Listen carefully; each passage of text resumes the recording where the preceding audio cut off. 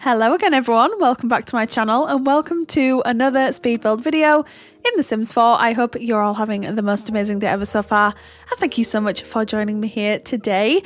So for those of you who have missed me, thank you so much. I haven't actually uploaded for the last 2 weeks. So I'd just like to thank you for your patience and all of your lovely messages that I've been receiving asking if I'm okay. I'm absolutely fine. It just turns out your girl needed an unexpected break, kind of, from social media, kind of. I'm hesitant to say that because I still have been posting updates. I've been posting stories on my Instagram and things like that, but I haven't actually been creating content for the last 2 weeks, which has felt very strange. But it was extremely needed. I was feeling really quite burnt out without realizing that I was feeling burnt out. So anyway, I'm not gonna talk too much more about it, but I am back. I'm feeling good. I'm feeling refreshed and I am ready for the festive season. But you will notice that today's video is not a festive video. So we are actually building 3 New York City inspired brownstone townhouses in San Myshuno, of course. I haven't actually ever attempted the kind of brownstone look for myself. I know there's a plethora of creators who have managed to successfully create, may I say, the most stunning brownstone houses I've ever seen. So I thought, do you know what? It's something that I haven't tried. It's something that is a nice sort of gap filler of content between that really awkward period of time between Halloween and autumn and then Christmas and the festive season. And I was like, okay, let's see what we can do. This is actually my 5th attempt at these houses. I tried 4 times before this to build these houses, and may I just say I was so close to just throwing my mouse and keyboard out of my office window. I was like, I'm done. I can't do this. Why can I just not get across what I have? I had this vision in my mind and for some reason it just was not forming in The Sims 4. So I had to kind of step away from the situation for a little while there, and then I came back the following day to try and build these townhouses again. And then I created these townhouses. I'm quite pleased with them. Now, I should probably tell you what the plan is with these houses, because these are actually going to be part of like a 3-video super tiny mini series on the channel, whereby this is the first episode. So this is obviously where we have actually created the townhouses themselves. They are partially furnished and they are ready for your Sims to move in. So the bathrooms are decorated, the kitchen spaces are decorated, all of the floor planning is done, etc. Everything's done on the inside. Obviously, you can make any changes that you would like, but the plan is for me to do, the next video is going to be a custom content shopping video where I will take you along a little bit of a journey where we're going to be shopping for some custom content, because I actually put a poll up on my post tab on YouTube and I asked you all if you would be interested in me doing some more custom content builds, given the fact that I am not going to be covering any of the new Sims 4 packs for the foreseeable future.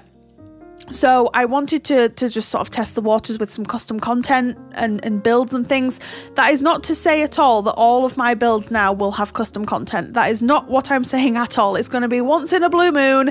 We're going to play around with some custom content and have a bit of fun. Check out some really amazing creators, etc, etc. So yeah, we're going to be doing a custom content shopping video, and then in the 3rd and final video we are going to be decorating these houses in real time with said custom content. I just thought that was a really nice mini series, again, to just fill that gap between the autumnal season and then the festive season. So I'm excited for the first video to actually be going up. I do love these townhouses. I've grown to love them despite the fact that they took me the longest time to try and just get them together. But you can see that we have created 2 of the houses already. So we do have this really nice brownstone house on the left here. We've got obviously the more, I'd say, like, they are high-end townhouses, all of them, but that one in the middle is just super sophisticated. She's slightly skinnier, she's quite long and slim on the interior, but that's typically what townhouses are like, so I wasn't too upset about that. So I hope she's not too narrow for all of you, but we will see when we start decorating it ourselves. But when I was floor planning and things like that, I wasn't necessarily thinking that any of the houses didn't have enough room or anything like that. I think the house on the left definitely has 4 bedrooms and 3 bathrooms. These houses are deceptive. I think that 3rd floor just really makes all the difference in the world in terms of space. But yeah, we do a little bit of landscaping work here as well, because as much as I wanted obviously to have that sort of high street townhouse feel, I did want these houses to feel super homey as well. So we do add a little bit of landscaping here, and then we start on the 3rd and final house, which is basically a direct replica, sorry. I feel like I'm a little bit rusty with my voiceovers because I haven't done one in so long. Direct replica of the house on the left, but we do have a different colour scheme going on. We use different windows and different trims and etc, etc. So I wanted each of the houses to be slightly different, because when I was doing my research into the brownstone sort of townhouses in New York, I was finding that they each had their own sort of thing going on. They each had their own vibe, their own theme. There were differences between the houses, and I think that's what makes them look really quite beautiful when you see them sort of lined up together. There's something extremely special about brownstone houses, at least I think so. And I am so glad I finally built some of my own, because I've sort of been sat here watching all these incredible creators come up with these stunning townhouses, and I was like, I have to try this myself. I have to see if it's something that I can pull off, because there's certain things that I know are not within my skill set. I am completely aware of the fact that I cannot build everything. Sometimes I see these images online and I think, oh, I would love to try and build that in The Sims, and then it just doesn't come to fruition for whatever reason. It's either I'm not quite talented enough to build it, or like I have this idea in my head and it just isn't coming across very well in The Sims. It could be a number of different things, but yeah, I'm really pleased with how these turned out. This house on the right, I do quite like it. I think the house on my left is possibly my favourite of the 3. I like them all together. I think they look really nice all together, but I think my favourite is maybe the one on the left. I'm not entirely sure, but you'll have to let me know which your favourite is out of the 3 if you would like to, of course. But yeah, it took me a little bit of time here to figure out why I couldn't add the trim around this little fake balcony that I've created on this right-hand townhouse here. And I didn't very quickly realize at all, because it took me ages to figure out why. It was because the steps just led directly up to the door. I'd forgotten that I had added like an extra level of I don't know what you call it, like it's not a platform. I'm not entirely sure what I'm trying to explain here, but I did quickly realise what I was doing wrong, and so I do rectify it. Now, I think looking back on the footage, I probably should have cut this out, because it's just essentially me struggling for the longest time trying to work out what the problem was. And then I was like, okay, you can see me here. I'm just getting annoyed and upset. I'm like, there's something that I'm doing wrong. There's something that I'm missing, and I still haven't figured it out. So we'll try and kind of just chat through this piece rather than me trying to edit out the footage, because I do sometimes like to show my struggles too, because so many people often tell me, how do you get things right the first time? And my answer is always the same. I do not get things right first time. More often than not, it takes there now you can see me here. The light bulb went off in my brain and I was like, okay, this is what's wrong. It takes me a long time to try and figure builds out. If you've ever been to one of my live streams, you may have noticed this. It doesn't come as easily to me as you may think. And that's not necessarily a bad thing, because it's just who I am. And I do think it's too easy to watch creators, and especially in speed builds, because I can show you what I want to show you. I can cut out the bits that I don't want you to see. But when you're watching someone build in real time, some of my favorite creators, I watch them live stream, I watch them in real time builds. And I think they give me that confidence to be like, okay, so it's not just me that does have that little bit of struggle sometimes, and it's just nice. So sometimes I like to keep it in the footage, sometimes I don't. I think in truth, if I'm just being completely real with you all right now, because it took me a few days to build these, even though they're not fully furnished inside, there was still quite a labour of love, sort of going on with these houses. And I do think that I'd perhaps forgotten some of the struggles that I was going through with it. But yeah, sometimes I just like to keep it in because I like to try and keep it as real as possible. But yeah, then I try out a few different fences on the exterior here as well, and they just weren't sitting quite right. And this is where I really start to do a little bit of self-destruction here, where I start to overthink things, and I start to pick apart bits that I think I've done wrong, or bits that aren't looking quite right. Look, again, I talk about this a lot on the channel, about my indecisiveness and everything that comes with that, especially as like a content creator and builder in the Sims community. It's like it's a self-destruction thing. You create something that you think you love, and then I don't know if it's just me, I just start to pick it apart. I'm like, that looks terrible. Like, why did I keep that in there? Why did I do this? Why did I do that? Why didn't I make a different decision? And then oftentimes, if I step away from the build for a little while, and then I come back to it with fresh eyes and a fresh mindset, and I think, oh, actually, this looks quite nice. This looks quite good. So it's been a couple of days since well, no, it hasn't. I actually finished these on Saturday evening, I think, because I had every intention of getting this video up yesterday. But I actually went to visit my mum with my dog Harley yesterday, which was an experience in and of itself. I'm not going to bore you with the details.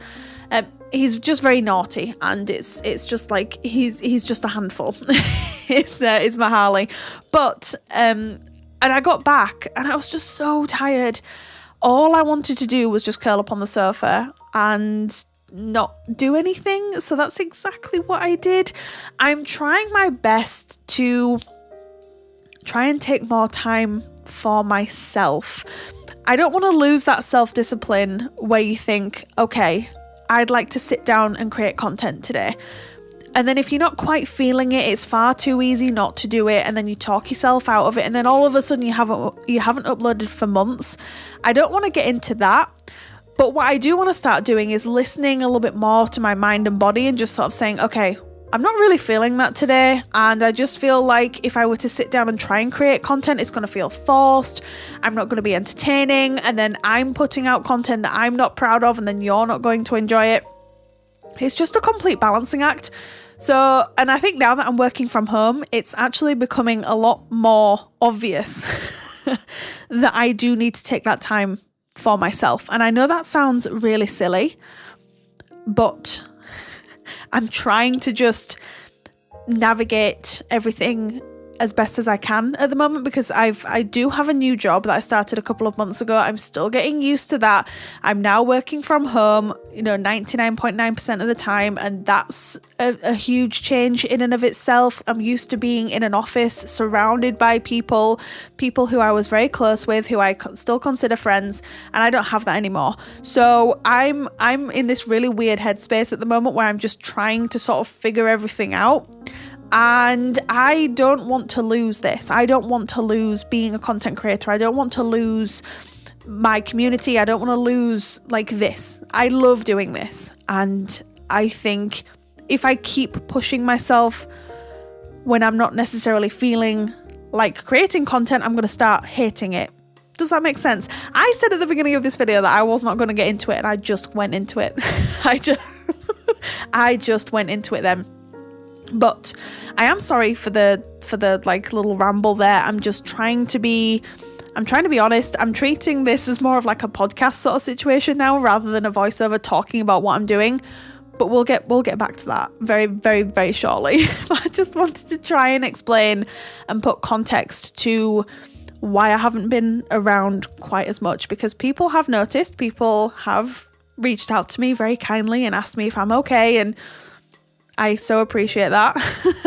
But everything's good. I'm just trying to work out my new schedule, that's all. And there's nothing wrong with that. Everything's good, and everything will continue to be good. So yes, that's all I'm going to say on it. And if you've made it this far into the video, just thank you so much for listening to me and bearing with me and allowing me to just be me, I guess. Oh, we went all soppy there. Okay.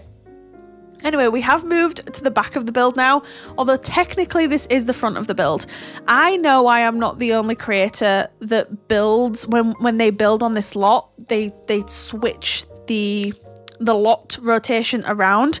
Now, for gameplay, I would perhaps recommend when you do download this, rotate it so the front of the houses are here, where we are right now, because that makes more sense. Unfortunately, for screenshots and for me actually falling in love with the build, the lighting on the lot is extremely important, as I know it is with a lot of creators.